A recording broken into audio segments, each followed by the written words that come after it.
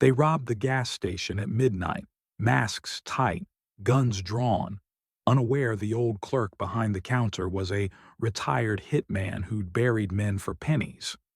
In the rain-drenched desolation of 1980s Nevada, where neon flickered like a dying heartbeat, their shouts would choke into silence before dawn. The rain pounded the tin roof of Joe's Gas and Go, a lone shack on Route 50's empty spine where the desert swallowed sound and secrets alike. Midnight's black pressed against the windows, the station's neon sign buzzing red, its glow smearing across wet asphalt like blood.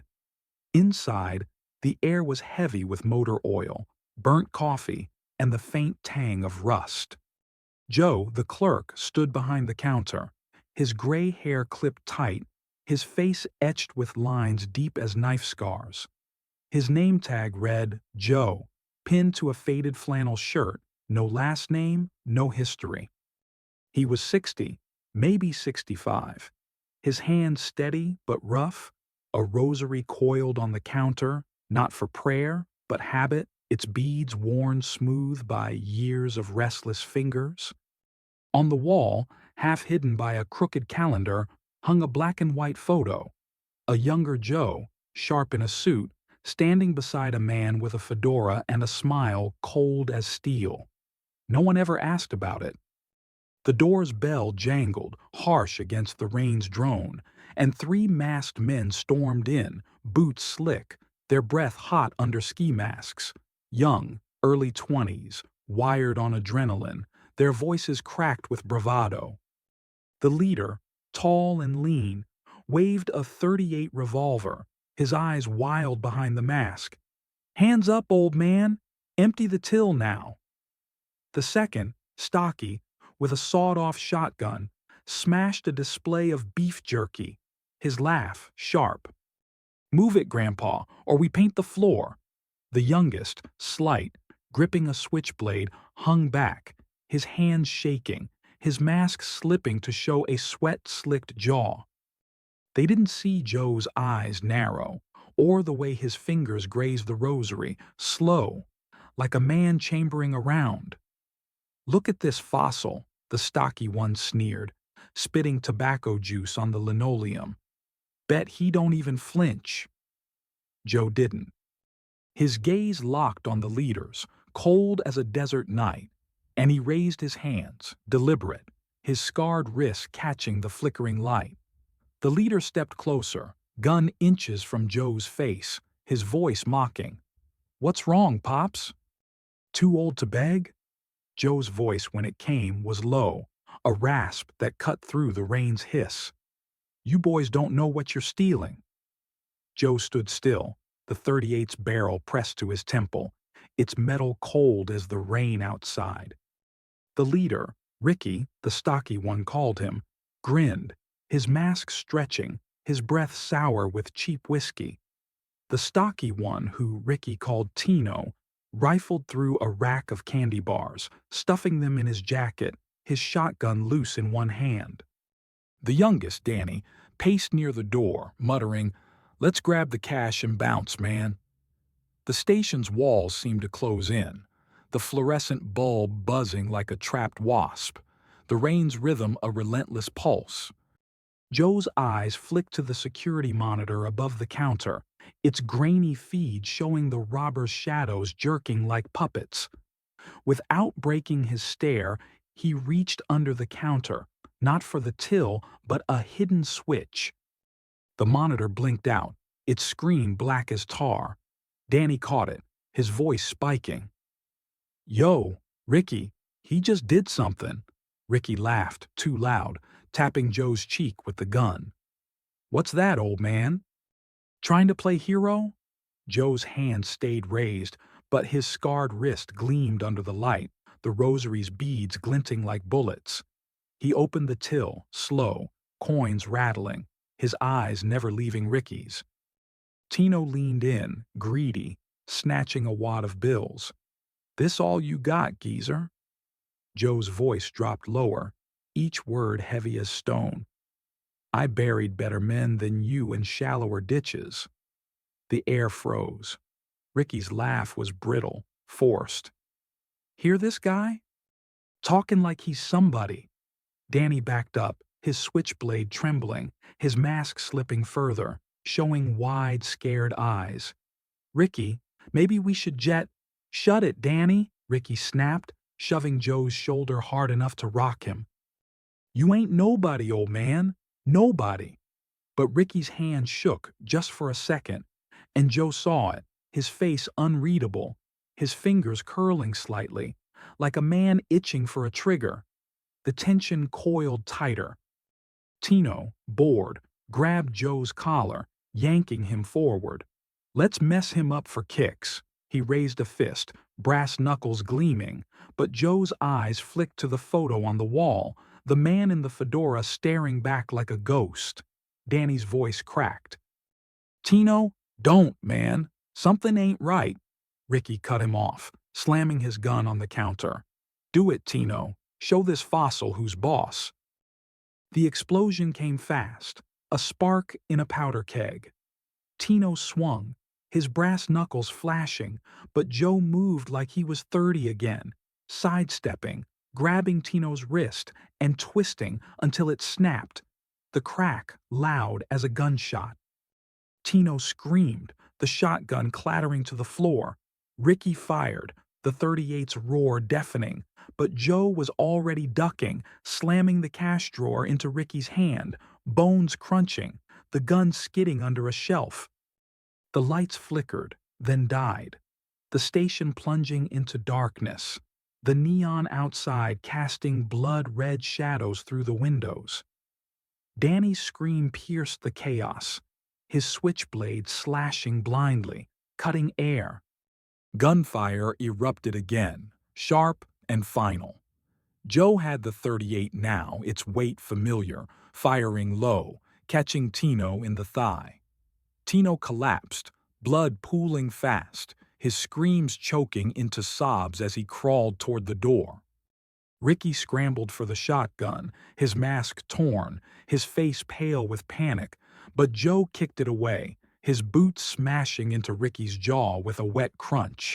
Danny bolted for the exit, yanking the handle, but it didn't move, locked from the inside, the key in Joe's pocket.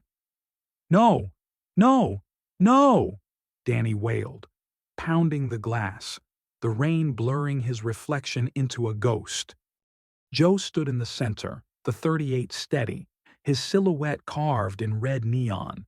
Ricky clutched his jaw, blood dripping through his fingers, his voice slurred. Who the hell are you? Joe didn't answer. He stepped over Tino, whose blood smeared the linoleum, and picked up the rosary, its beads clicking softly. The rain roared, but the station was silent, save for Danny's sobs and Tino's gasps. Joe's eyes were empty, like a man who'd walked through hell and left his soul behind. The past clawed its way up, raw and unforgiving. 30 years ago, Joe wasn't Joe. He was Giuseppe Silk Moretti, the shadow of Don Carlo Vitti, a mafia don who ruled Vegas like a god. Silk was a machine, his kills clean, his silenced. 22. A whisper in the desert night. Flashbacks slash through. Joe, young in a black suit, standing beside Carlo, watching a traitor beg on his knees. A body folded into a Cadillac trunk, the sand swallowing it whole.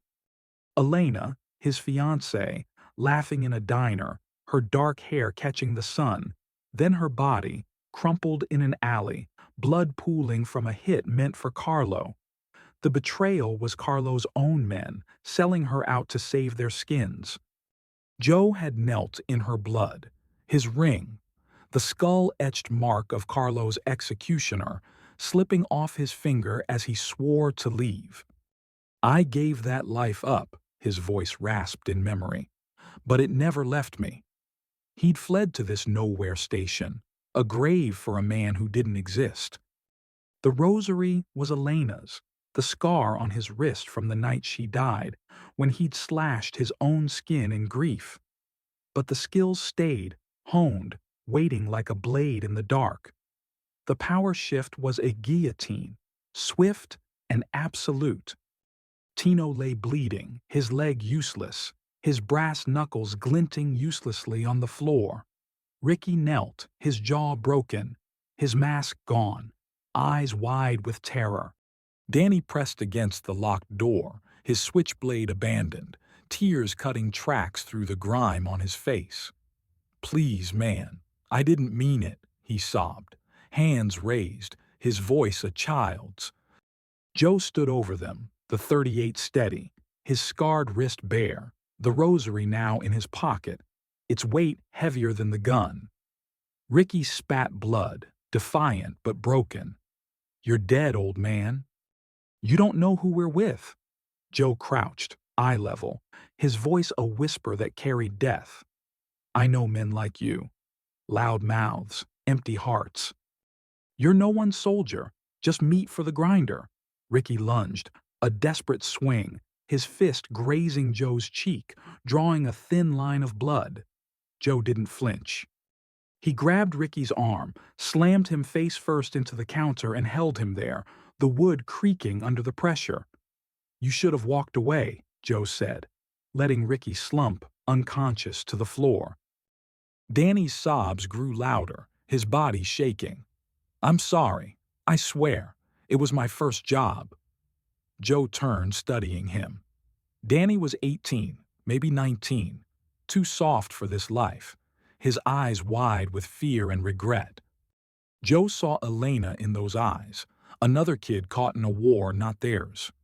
He stepped closer, the .38's barrel pressing into Danny's mouth, cold steel against trembling lips. Danny gagged, eyes squeezed shut, waiting for the end. Then Joe lowered the gun, slow, his voice hard but steady. "You walk out of here and you never speak of this to anyone, or I find you and you don't get a second chance." He pulled the key from his pocket, unlocked the door, and shoved Danny out. The kid stumbled, barefoot, into the rain, vanishing into the black. The station was a tomb now, the rain a relentless shroud, the neon sign flickering like a pulse about to stop. Joe lit a cigarette, the match flaring, casting shadows across his face, the blood on his cheek already drying. He picked up the rosary's scattered beads, one by one, his fingers steady despite the years. With a rag, he wiped the blood from the linoleum, the motions practiced, like a priest cleaning an altar. Tino groaned, half alive, his blood a dark pool. Ricky was out, his face a ruin. Joe dragged them to the back room, zip-tying their wrists with cable ties from a drawer, leaving them for the cops or whoever claimed their kind. He stepped into the back, the air cool, thick with the scent of gun oil and dust. Behind the calendar, a locked panel clicked open, revealing a wall of weapons.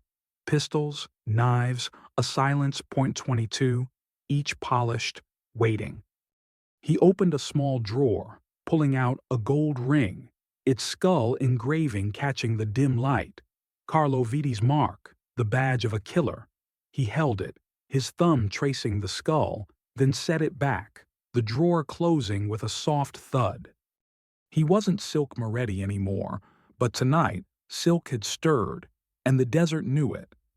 Outside, the rain washed the blood from the asphalt, the desert drinking deep. Joe stood in the doorway, cigarette glowing, his eyes scanning the horizon, sharp as ever. The world thought Silk Moretti was dead, buried with his past. But in the silence of Joe's gas and go, where ghosts never slept, a truth cut through the dark. Some men don't retire, they just wait for the world to remember.